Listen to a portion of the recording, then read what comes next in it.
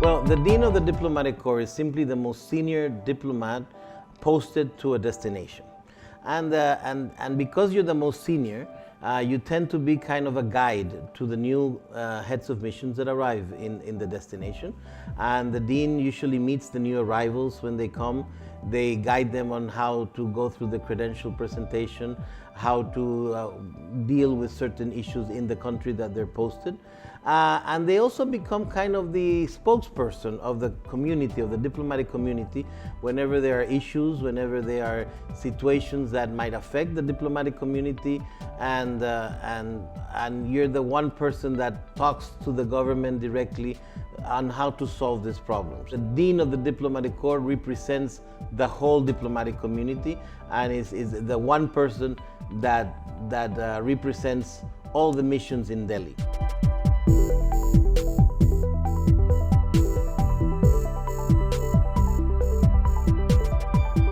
Well, I think there's no better way to describe India as incredible India, as the tourism ministry uses to promote India. India is a country that is so diverse, so different, with so many unique and interesting things to see.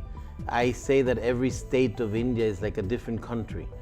Different languages, different ways of wearing their saris, different clothing, different food, and it's the different country in every state in India.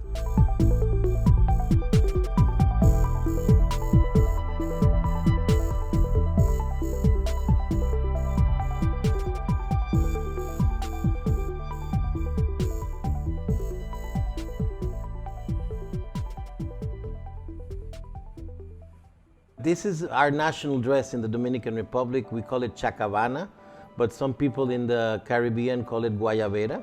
It's very common in Cuba, Dominican Republic, Puerto Rico, and Panama.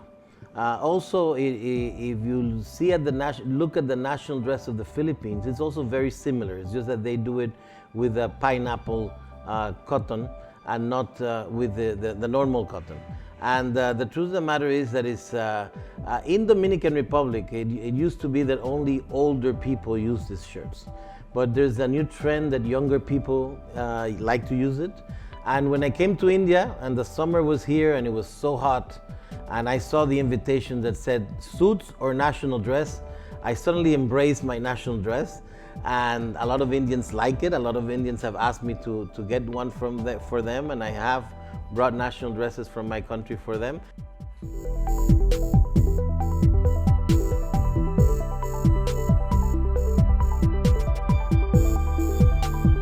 When I go to Kerala, I love food cooked with coconut, and Indians use coconut a lot in some of the dishes. The amount of chilies and the amount of spices that are put in sometimes make my taste bud overwhelmed, and I think that sometimes I feel that I don't know what I'm eating, because there's so many spices put together that I cannot differentiate if I'm eating chicken or lamb or fish. So for me, I have tried many types of food everywhere I go. As you can see, I like food because I do enjoy eating, but I do not enjoy so many chilies, and I feel that you cannot get to differentiate what you're eating sometimes. But for example, Kashmiri food I do like a lot, and I do like many Indian plates like moon mulai tikka and palak paneer and dal makhani and many others that are good, especially if they're done with less chilies.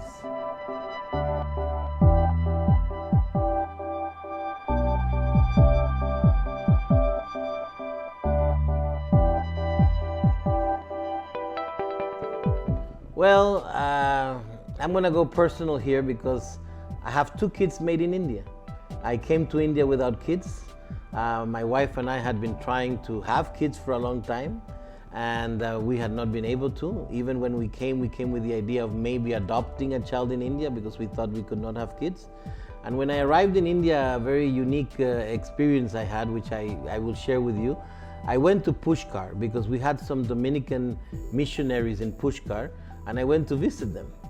And there I met a pundit, and the pundit threw some shells near the lake which, as you know, is a sacred lake for Hinduism. And the first thing he said to me was, "How long do you plan to be in India?" And I said, "Maybe 3-4 years." He said, "More than 12. And I looked at him and I said, "Months?" He said, "No, years." And I said, "Impossible. No ambassador spends more than 4 or 5 years in a post." And he kept looking at me and he kept saying, "More than 12. And I just thought he was wrong and he meant months. Well, I've been here 15 years, which is a very unique situation for a diplomat. It just happened. And the second thing the pundit told me is, "You came to India for a reason. You came to India to find your family." And I thought that I was getting a divorce and marrying an Indian woman. But my wife's first visit to India for my credential presentation, she became pregnant of my first son. And then she came back sometime later during her maternity leave. She became pregnant of my second son. So I have 2 kids that love India, that feel Indian in many ways, that love to eat Indian food, that love Indian culture, that they have made me promise that we will come back to India every year. And I always feel that India gave me my 2 kids.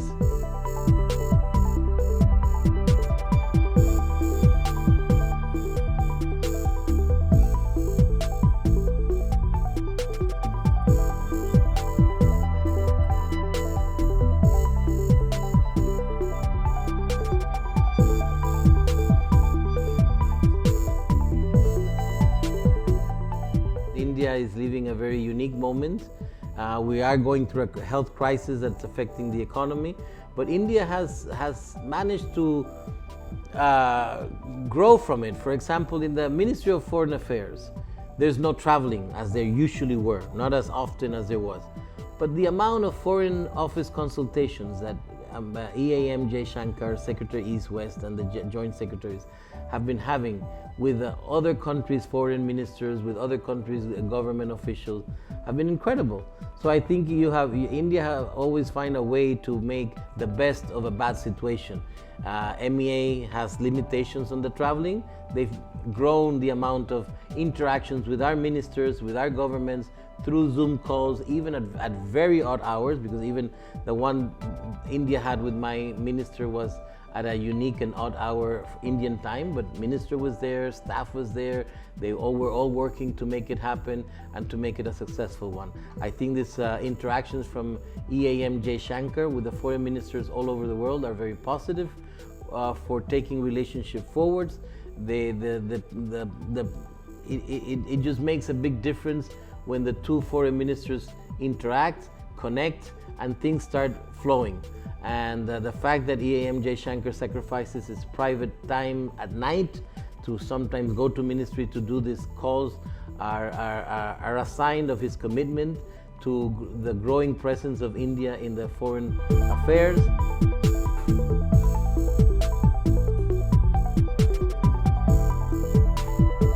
India has opened recently more than 14 embassies in Africa. And the ambassadors of Latin America were quite concerned because some embassies in Latin America had been announced in 2010, including ours in the Dominican Republic, and they had not happened. And suddenly now they're opening embassies in Africa, and we're very pleased that India is growing their presence in Africa, but we felt somehow left out in Latin America. And I really thank now not only the efforts of External Affairs Minister Jaishankar, but the whole Joint Secretary at the Latin American Caribbean Division for pushing this issue together with me, that I became kind of a spokesperson as the Dean of the Latin American group as well, in making sure we got more Indian embassies in our region. Now, there are other countries like Georgia in Europe that still don't have an embassy from India. In Latin America, Uruguay, El Salvador, Costa Rica, Bolivia, Ecuador have been in India for almost 15 or 10 years. Uruguay has been more than 15 years, and they still don't have an Indian embassy, and I hope that this is just the beginning. India is playing an important role in the world. India is now a member of the Non-Permanent Security Council. India has demonstrated a great solidarity with the world with this health crisis, sending medicines to every corner of the world and assisting Indians and foreign countries with medicine and medical supplies. India is is an important country to deal with in geopolitics now.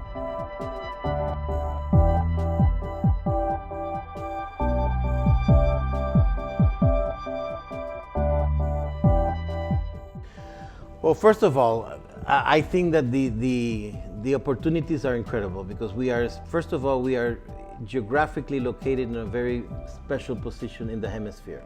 So my country can become a hub for Indian products, Indian companies to sell to other Caribbean nations as well as other Central American and South American nations.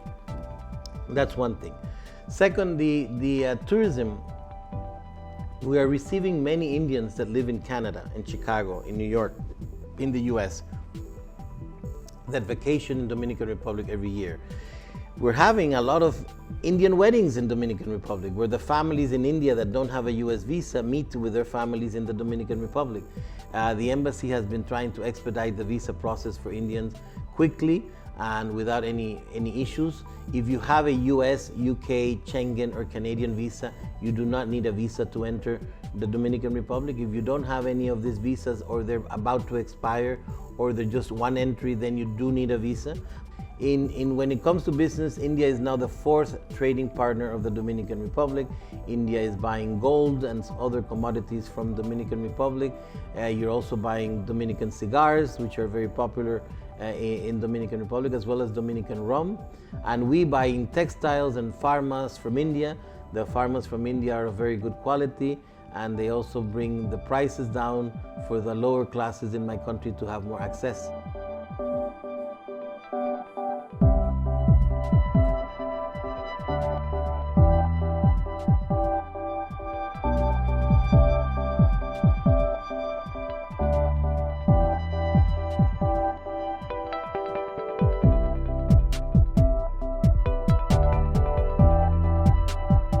Well, first of all, I think you do a great job. I see you sometimes in the national days doing special reports on the country that you're covering and doing interviews. I've been part of some interviews in national days, and I do like your reports all the time.